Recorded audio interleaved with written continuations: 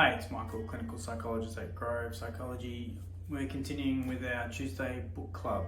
Today we're doing The Courage to Be Disliked by Kishimi and Koga, which is a Japanese book, but it's actually about Western psychology. It has a really interesting ideas. It's a differently written book.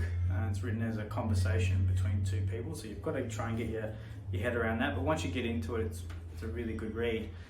And ultimately, it's about becoming free of a lot of the anxieties that plague us as human beings. And I want to read you a quick passage around the idea of separation of tasks. So the philosopher says, that is what separating is. You're worried about other people looking at you. You're worried about being judged by other people. That is why you're constantly craving recognition from others. Now, why are you worried about other people looking at you anyway? Adlerian psychology has an easy answer.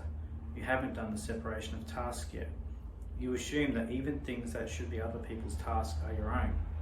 Remember the words of the grandmother. You're the only one who's worried about how you look.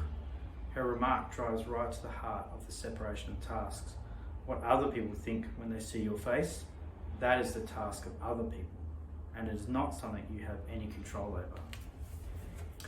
So it's a really powerful statement, and that's why I chose that one, because as human beings, we're conditioned to try and be part of groups.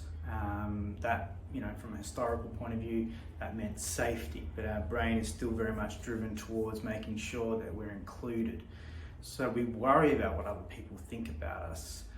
In this book, what the authors are encouraging you to do is to think that what other people think of you is their task, and your task is to live your life by the values that are important to you and to choose a meaningful life, to do things that have meaning and purpose. So it doesn't give you the right just to be a jerk and do whatever you want regardless of what other people might think about.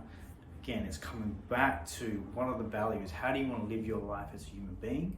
What are you doing that is deriving meaning and purpose for you?